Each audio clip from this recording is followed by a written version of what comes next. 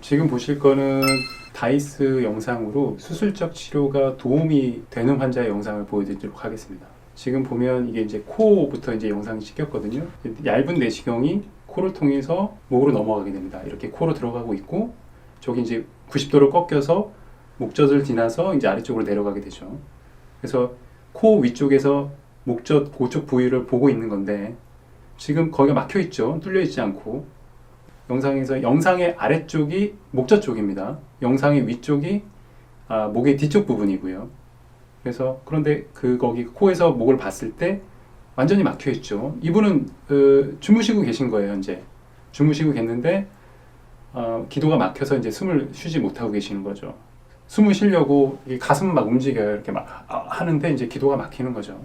이 상태에서 사실은 더 오래되면 환자분이 산소 농도가 떨어지니까 잠에서 깨는 거예요. 근데 본인은 모르죠. 살짝 깨니까. 깨면서 숨을 쉬고 다시 잠들면 기도가 막히고. 이게 반복되는 게 수면무호흡증이죠. 그러니까 수면무호흡증은 잠이 분절화되는 거죠. 그러니까 자려고 하는데 누가 건드려서 깨우고 이런 거랑 비슷하다고 보시면 돼요. 요 앞쪽에 목젖이 살짝 걸려있고 여기 잠깐 열렸죠. 이게 편도. 양쪽의 편도가 편도가 커서 막히는 거예요. 편도가 커서. 이렇게 다시 막히고. 이렇게 다시 막히죠. 우리가 이제 수술적 치료할 때 편도는 뗄 수 있죠. 떼도 크게 뭐 몸에 큰 문제가 이상이 없었지. 이 환자가 편도가 커서 기도가 막히는 것보다는 편도가 없어서 숨을 잘 쉬는 장점이 훨씬 많죠. 그래서 편도를 떼고 여기 약간 앞에 너풀거리는 연구개를 같이 좀 절제해주면 더 넓은 공간을 확인할 수 있습니다. 근데 중요한 거는 이 위에만 확인하고 했을 때 이것만 제거하면 수술이 도움이 될 거냐, 아래쪽을 확인을 해야 돼요.